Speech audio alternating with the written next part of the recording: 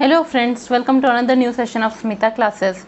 Today we will be dealing with the 15th chapter of Startup Science book of Standard 4.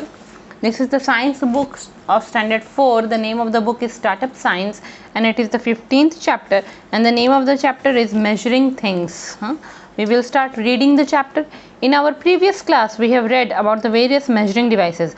Let's now see how we can use these devices to measure things. Length. It is the measurement of an object from end to end.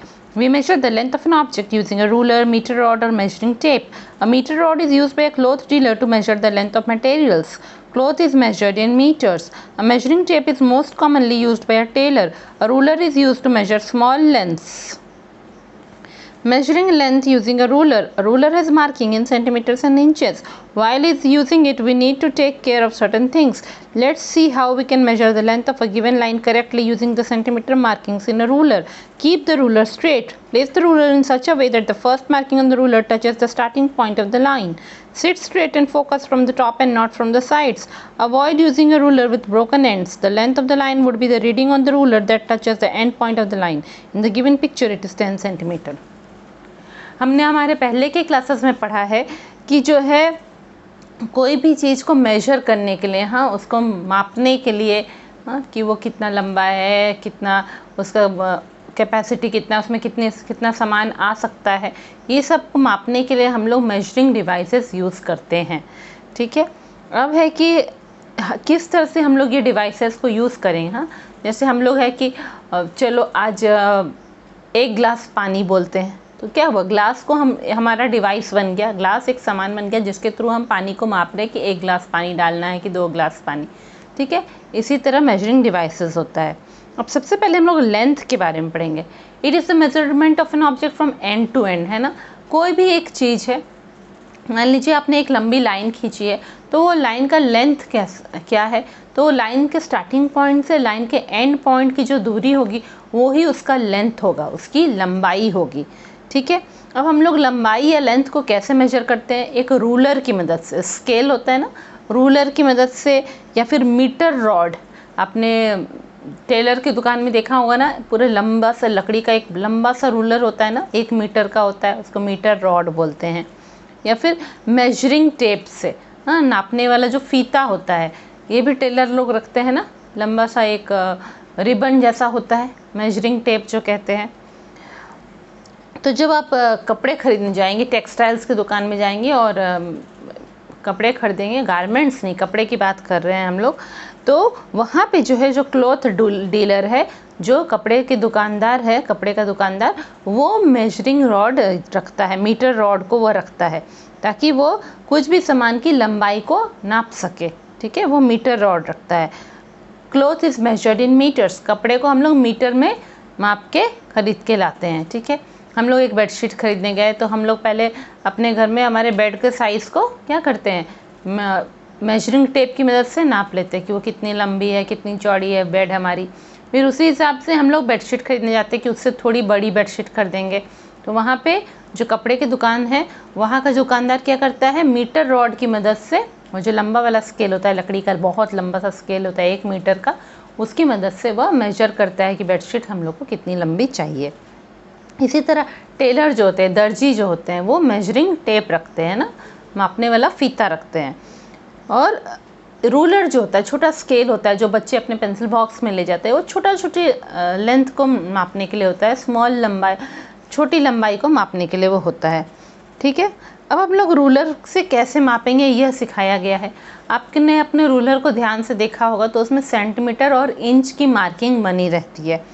ठीक है, छोटे होते हैं, वो सब millimetre होते हैं, और 10 मिलीमीटर मिला के 1 सेंटीमीटर बनाते हैं. इस तरह सेंटीमीटर की एक तरफ मार्किंग होती है और एक साइड में रूलर के इंच की मार्किंग होती है.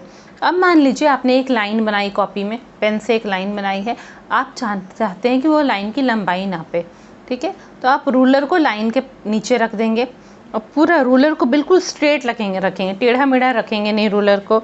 उसके बाद इस तरह से रखेंगे कि जो है रूलर का जो फर्स्ट मार्किंग पॉइंट है, सबसे शुरुआती रूलर में जो मार्किंग बना हुआ है, छोटे छोटे लाइंस बने हुए हैं, वो आपके बनाए हुए लाइन के स्टार्टिंग से वो रखा जाए, वहाँ पे रखा जाए. फिर बिल्कुल सीधा बैठते हैं और फोकस करते ऊपर से देखते हैं, साइड से लाइन को नहीं देखते हैं, ऊपर से ऐसे करके देखते हैं रूलर को कि रूलर में क्या मार्किंग आ रही है।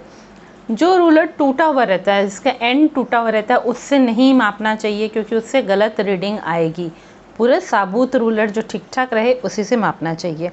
अच्छा, अब जो है लाइन हम देखेंगे कि रूलर में जहाँ लाइन का एंड पॉइंट है, स्टार्टिंग पॉइंट तो रूलर के एंड स्टार्टिंग पॉइंट से ही होगा, और लाइन का एंड पॉइंट जहाँ होगा वहाँ पे रूलर में क्या मार्किंग आ रहा है वो ही लाइन का लेंथ होगा।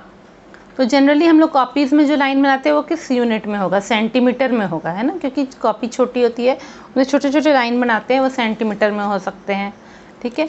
पर जब कपड़े खरीदने जाते हैं तो वो हम लोग किस में, मीटर में मापते हैं। अब हम लोग पढ़ेंगे कैपेसिटी के बारे में। Capacity is the measure of the amount of the liquid a container can hold. We use a graduated beaker, measuring cylinder or a measuring glass to measure capacity. They are divided into equal parts and have markings on them. These help us to measure the exact quantity of liquid a container can hold. These measuring devices measure capacity in standard units like liters and milliliters. Measuring capacity using non-standard units. We often hear people say, I normally have 8 to 10 glasses of water every day, or I have put 4 bowls of water in the rice. Utensils like spoons, cups, bowls, glasses, etc. are normally used at homes for measuring capacity. They measure capacity in non-standard units. Capacity क्या होता है, एक हमारे पास कोई एक container है, हाँ, कोई एक बर्तन है, तो उसमें कितना लिक्विड समा सकता है, हाँ, उसमें हम तरल पदार्थ डालेंगे, वो कितना उसमें समा सकता है, उसमें कितने लिक्विड को हम भर सकते हैं, वो ही उसका कैपेसिटी कहलाएगा। मान लीजिए एक जग में हम लोग 1 लीटर पानी भर सकते हैं एक जग में, तो हम लोग बोलेंगे इस जग की कैपेसिटी क्या है, 1 लीटर कैपेसिटी है, ठीक है। तो इसके लिए हम लोग क्या करते हैं, एक ग्रेजुएटेड बीकर यूज़ करते हैं। बीकर क्या होता है, आप केमिस्ट्री लैब में जाएंगे तो कांच का छोटा कप तो नहीं बोलेंगे, जो कॉफ़ी मग होता है उस साइज़ का रहता है। और ग्रेजुएटेड बीकर इसलिए कह रहा है क्योंकि उसमें मार्किंग बने रहते हैं, है ना, कि ये 50 ml है, 60 ml है, 250 ml है, 500 ml है, ऐसे उसमें मार्किंग बने रहते हैं। तो केमिस्ट्री लैब में मेजर करके ही हम उसमें पानी लेते हैं या जो भी हमको लिक्विड लेना है। तो जब कैपेसिटी हम लोग को मेजर करना हो तो हम ग्रेजुएटेड बीकर की मदद से करते हैं, या फिर मेजरिंग सिलेंडर या फिर मेजरिंग ग्लास से मेजर करते हैं कैपेसिटी।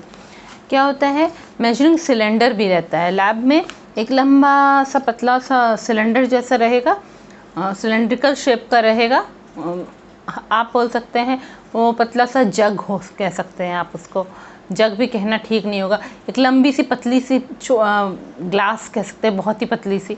तो कांच का बना हुआ एक सिलेंड्रिकल शेप का रहता है और उसमें भी मार्किंग बने हुए रहते हैं, तो उससे भी हम लोग मेजर करके लिक्विड लेते हैं, मेजरिंग सिलेंडर केमिस्ट्री लैब में, ठीक है। इसी तरह मेजरिंग ग्लास भी होता है, ठीक है, ग्लास में भी मार्किंग बनी रहती है, तो मेजरिंग ग्लास भी होता है। तो ये सबसे हम लोग कैपेसिटी मेजर कर पाते हैं कि किसी भी बर्तन में कितने पानी जा सकता है, कितना लिक्विड कुछ भी जा सकता है, वो उसकी कैपेसिटी होती है, ठीक है। अब है कि ये सब जितनी भी चीज़ें हमने बोली, ग्रेजुएटेड बीकर हो, मेजरिंग सिलेंडर हो, मेजरिंग ग्लास हो, इनको इक्वल पार्ट में इसमें डिवीजन किया रहता है और मार्किंग बनी रहती है। जैसे आपके स्केल में मार्किंग बनी रहती है ना, ऐसे ही इस बीकर में भी मार्किंग बनी हुई रहती है। तो हम लोग को एग्जैक्ट क्वांटिटी, एक बीकर उठाएंगे और बोलेंगे इस बीकर में कितना पानी जाता होगा, तो हम उसमें पानी भर देंगे, फिर हम वो बीकर की मार्किंग देखेंगे, 250 ml लिखा हुआ है, यानी उस बीकर में अगर हम पूरा पानी भर देंगे तो वो 250 ml की जितना उसमें पानी समा सकता है, ठीक है। तो ये सब जितनी भी चीज़ें हैं कैपेसिटी मेजर करने के लिए, ये सब जो है हम लोग को बताता है कि कोई एक कंटेनर एग्जैक्टली कितना लिक्विड होल्ड कर सकता है, किसी कंटेनर में कितना लिक्विड समा सकता है, ठीक है। अब ये सब जितने भी मेजरिंग डिवाइसेस है जिसके बारे में मैंने बताया, वो सब स्टैंडर्ड यूनिट को लेते हैं, जैसे लीटर और मिलीलीटर। स्टैंडर्ड यूनिट क्या होता है, ऐसा यूनिट्स जो कि होल वर्ल्ड में सारे साइंटिस्ट उसी यूनिट्स को यूज़ कर रहे हैं, और 1 लीटर पानी इंडिया में जितना ही होगा उतना ही अमेरिका में भी होगा, मतलब वो सेम यूनिट है, उसका माप सेम है। ऐसा कैसे हुआ है, तो साइंटिस्ट लोगों ने क्या किया है, कोई एक कंटेनर है, उसको उन्होंने पूरा मेजर करके बता दिया, हाँ यह 1 लीटर का है, और उससे अच्छे से एक लैब में रखा गया है जहाँ पूरा वैक्यूम क्रिएट किया गया है, ताकि हवा से भी उसमें कुछ चेंजेस नहीं आए, और उसी को मेजर करके उसी के सेम साइज़ का बहुत सारा बना के होल वर्ल्ड में इधर उधर डिस्ट्रीब्यूट हुआ है, अलग अलग बीकर्स या जो भी। तो इससे हम लोग जान पाते हैं कि 1 लीटर कितना होता है, ठीक है। उसी को कहते हैं स्टैंडर्ड यूनिट। तो लीटर मिलीलीटर जो है वो सब स्टैंडर्ड यूनिट है। पर आप हम आ जाते हैं measuring capacity using non standard unit. हाँ, मैं कहूँगी आज मैंने 8 से 10 ग्लास पानी पी। दूसरा बच्चा बोलेगा मैंने तो आज 15 ग्लास पानी पिया। अरे तुमने 15 ग्लास तो पानी पिया, पर क्या मेरे ग्लास का साइज़ और तुम्हारे ग्लास का साइज़ सेम था? हम दोनों ने तो देखा नहीं। इसका मतलब ये नॉन स्टैंडर्ड यूनिट है। ऐसा सबका जो ग्लासेस का साइज़ है कि जो भी हम लोग कंटेनर यूज़ कर रहे हैं वो डिफ़र हो सकता है। मैं बोलूँगी मैंने 1 बाउल दाल खाई है आज, वो बोलेगा मैंने 2 बाउल दाल खाई है। अब तुम्हारा बाउल का साइज़ क्या था? तो वो तो डिफ़र करता है, अलग अलग घरों में अलग अलग साइज़ का रहेगा। तो ये नॉन स्टैंडर्ड यूनिट है, ठीक है। तो जो भी बर्तन होते हैं जैसे कि स्पून्स होंगे, कप्स होंगे, बाउल्स होंगे, ग्लासेस होगी, ये सब नॉन स्टैंडर्ड यूनिट है। और हम लोग घर में ऐसे उससे मेजर करते हैं कि चलो रोज़ हिसाब लगाते हैं, रोज़ दिन हमें 4 बाउल राइस कुक करना है तो हम 4 बाउल राइस लेंगे। ये हम लोग अपने घर में अंदाज़ा लगाते हैं, पर उसको हम लोग होल दूसरे जगह पे प्रोफेशनल लाइफ में उसको यूज़ नहीं कर सकते हैं। तो वो उसको हम क्या कहेंगे, ये सबको नॉन स्टैंडर्ड यूनिट्स कहेंगे, ठीक है। Mass of an object is the amount of matter in a body. In simple words, mass of an object tells us how heavy or light that object is. We measure mass using a weighing scale, beam balance, or an electronic balance. We use these devices to weigh things in standard units like grams and kilograms. Temperature. The term temperature refers to the degree of hotness or coldness of a body. We use a thermometer to measure temperature. The commonly used units of temperature are degree Celsius and degree Fahrenheit. Each day has its maximum and minimum temperature. It is recorded by a special department set up by the government known as the Meteorological Department. You must have often seen their data on the television or in the newspaper. We use a doctor's thermometer to measure the temperature of our body. It measures the temperature in degree Celsius or degree Fahrenheit. The normal body temperature of a human being is 37 degree Celsius or 98.4 degree Fahrenheit. अब हम लोग मास के बारे में पढ़ेंगे। देखिए matter क्या होता है, कोई भी ऐसा चीज़ जो कि जगह घेरे, ऑक्यूपाई स्पेस करे और जिसका कोई वेट हो, उसे मैटर कहते हैं। तो मास क्या है? Mass of an object is the amount of matter in a body. कोई भी ऑब्जेक्ट हो, चाहे एक बुक हो हमारे पास, उसमें मैटर कितना है वो ही उसका मास कहलाएगा। कितना अमाउंट मैटर उसमें है वो उसका मास कहलाएगा। तो सिंपल शब्दों में हम कहेंगे कि कोई, अगर हम बोलेंगे मास ऑफ दिस बुक, इसका मतलब वह बताता है कि यह बुक जो है वह हैवी है कि लाइट है और इसका कितना वेट है, ठीक है, वही बताता है। मतलब कि मास को आप पूरा साइंटिफिक टर्म्स में देखेंगे तो सीधे सीधे उसको वेट बोलना ठीक नहीं होगा फिजिक्स के टर्म्स में, पर मास बताता है कि कोई भी चीज़ कितना हैवी है और कितना लाइट है। तो मास को मेजर करने के लिए हम लोग स्टैंडर्ड यूनिट्स यूज़ करते हैं। कैसे? ग्राम और किलोग्राम, ठीक है। होल वर्ल्ड में ग्राम और किलोग्राम एक सेम रहता है और उसको हम लोग यूज़ करते हैं हर जगह, ठीक है। यानी किलोग्राम जितना अमेरिका में जितना किलोग्राम का वेट होगा उतना ही इंडिया में भी होगा, वो एक स्टैंडर्ड यूनिट है। टेम्परेचर के बाद अब हम लोग जानते हैं कि मास को वेट करने के लिए क्या क्या होता है। एक वेइंग स्केल होता है, ठीक है। एक बीम बैलेंस होता है। पहले की दुकानों में आप देखेंगे तराजू होता था, है ना, उसको लोग यूज़ करके वेट करते थे। हाँ, 1 किलोग्राम नमक लेना है कि जो भी लेना है। उसके बाद क्या हुआ, लेबोरेटरी सब में बीम बैलेंस टाइप का होता है। वो अपने आप क्या बोलेंगे, सीसॉ जैसा होता है, एक तरफ आप रखेंगे दूसरी तरफ उठ जाएगा, वो अपने आप बैलेंस करता है। अब आजकल क्या आ गया, इलेक्ट्रॉनिक बैलेंस हो गया। आप जब मार्केट जाएंगे सब्जियां खरीदने तो ज़्यादातर जहाँ पे आलू प्याज ये सब बिक्री होती है वहाँ पे हम देखेंगे कि वहाँ पे उन लोगों ने इलेक्ट्रॉनिक बैलेंस रखा हुआ है, डिजिटल बैलेंस। आप उसमें रख देंगे उसके ऊपर कंटेनर में और वो डायरेक्ट वहाँ डिस्प्ले हो जाएगा, ठीक है। तो जो है बीम बैलेंस में थोड़ी गड़बड़ी होती है क्योंकि वो अपने आप मैनुअली ऊपर नीचे होता रहता है, पर जो है इलेक्ट्रॉनिक बैलेंस बिल्कुल सही मास देता है। अब टेम्परेचर से आप क्या अंदाज़ा लगाते हैं? टेम्परेचर मतलब तापमान। कि कोई भी वस्तु जो है वो कितनी गर्म है और कितनी ठंडी है, और डिग्री ऑफ हॉटनेस या कोल्डनेस कोई वस्तु की, ठीक है, वो होता है टेम्परेचर। अब हम लोग टेम्परेचर को मेजर करने के लिए क्या यूज़ करते हैं? थर्मोमीटर यूज़ करते हैं। हमें जब फीवर आता है हम थर्मोमीटर लगा के देखते हैं ना कि हमारा फीवर कितना है। नॉर्मली हमारे ह्यूमन बॉडी का टेम्परेचर कितना होना चाहिए? 37 डिग्री सेल्सियस या फिर 98.4 डिग्री फ़ारेनहाइट, है ना।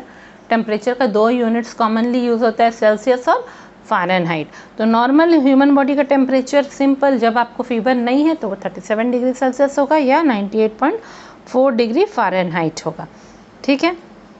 अब हर दिन है कि दिन के समय में आपको कोई ऐसा टाइम होता होगा जब आपको बहुत गर्मी लगती होगी और कभी लगेगा कि नहीं ठंडक लग रही है।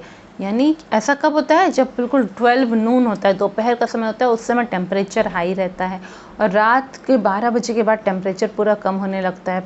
12 के पहले से ही टेम्परेचर कम होने लगता है, ठीक है। तो हर दिन का अपना मैक्सिमम और मिनिमम टेम्परेचर होता है ना। आप अगर न्यूज़पेपर खोलेंगे तो न्यूज़पेपर में रोज़ दिन का टेम्परेचर बताया रहता है कि कल इतना तापमान था, मैक्सिमम इतना था, मिनिमम इतना था, है ना। कि सबसे ज़्यादा हाईएस्ट टेम्परेचर कितना गया था, कि अभी का जो मौसम है तो इसमें हम लोग देखेंगे कि टेम्परेचर हाईएस्ट जाता होगा शायद 34-35 डिग्री सेल्सियस जा रहा होगा और लोएस्ट चला जा रहा होगा 21-22 डिग्री सेल्सियस, ठीक है। तो मैक्सिमम और मिनिमम, सबसे ज़्यादा टेम्परेचर कितना था और सबसे कम टेम्परेचर था कितना, मतलब सबसे ज़्यादा गर्मी जब लग रही थी उस समय टेम्परेचर कितना था और सबसे ज़्यादा जब ठंड लग रही थी उस समय टेम्परेचर कितना था।